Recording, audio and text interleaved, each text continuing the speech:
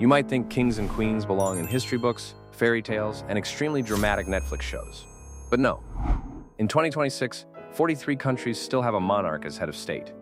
Some are kings, some are queens, some are sultans, emirs, princes, a grand duke, an emperor, and even the pope. The current global count is commonly listed as 43 sovereign monarchies, spread across Asia, Europe, the Americas, Oceania, and Africa. So today we are speedrunning the monarchies that still exist. Crowns on. Democracy nearby. Confusion guaranteed. A monarchy simply means the country has a monarch as head of state. But that monarch can have very different levels of power.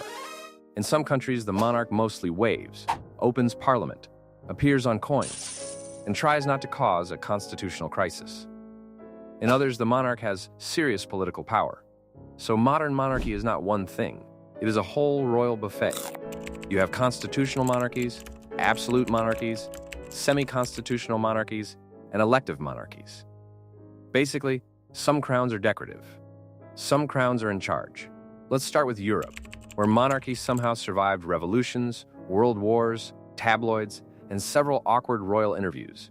Europe has 12 monarchies: the United Kingdom, Belgium, Denmark, the Netherlands, Norway, Spain, Sweden, Luxembourg, Liechtenstein, Monaco, Andorra, and Vatican City. Most of these are constitutional monarchies, where elected governments do the actual governing. But some are wonderfully weird. Luxembourg has a Grand Duke, Monaco and Liechtenstein have princes, Andorra has 2 co-princes, the President of France and the Bishop of Urgel in Spain. And Vatican City is an elective monarchy, where the Pope is chosen by cardinals. As of 2026, the Pope is Leo Civ, elected in May 2025. Europe really said, yes, we support modern democracy. But also, please keep the palace. It looks nice. Now, the British monarchy deserves its own confusing little corner. King Charles III is monarch of the United Kingdom, but he is also separately head of state of several other countries called the Commonwealth realms. These include Canada, Australia, New Zealand, Papua New Guinea, Solomon Islands, Tuvalu, Antigua and Barbuda, the Bahamas, Belize, Grenada, Jamaica, St. Kitts and Nevis, St. Lucia, and St. Vincent and the Grenadines. So yes, one king.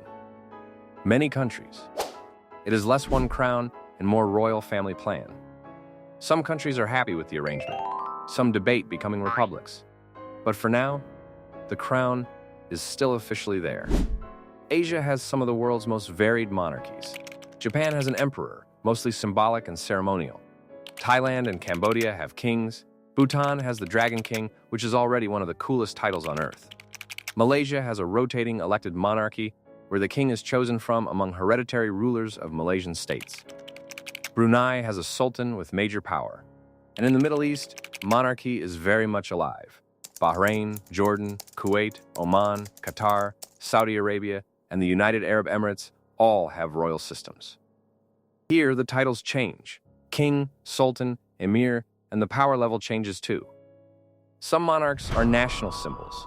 Some are central political figures. Some are basically holding the steering wheel. Africa has 3 sovereign monarchies today: Morocco, Lesotho, and Eswatini. Morocco is a kingdom. Lesotho is a constitutional monarchy, surrounded completely by South Africa. And Eswatini is one of the world's last absolute monarchies, where the king still holds major governing power. So even with only 3 monarchies, Africa gives us very different versions of the crown. One continent, 3 crowns, different settings. Oceania has 6 monarchies: Australia, New Zealand, Papua New Guinea, Solomon Islands, and Tuvalu are Commonwealth realms with King Charles III as monarch. Then there is Tonga, which has its own king. So Oceania is basically some islands share the British crown, and Tonga shows up like, no thanks. We brought our own. Huge ocean. Small islands. Surprisingly royal energy. So why do monarchies still exist? Because in many places they are symbols of history, unity, religion, national identity, or continuity. In constitutional monarchies, the monarch often represents the state while elected governments run the country. In absolute or semi-constitutional monarchies, the crown can still be deeply connected to real power. So monarchy today is not just about fancy crowns and palace balconies. It can be tradition. It can be identity. It can be politics. It can be power. And sometimes, honestly, it is just a very old system that never fully logged out. So here is the final count. Europe has 12 monarchies. Asia has 13. The Americas have 9. Oceania has 6. Africa has 3. That makes 43 countries where a monarch is still head of state. Some reign but do not rule. Some reign and absolutely rule. Some inherit the throne. Some are elected. Some live in giant palaces. One lives in the Vatican.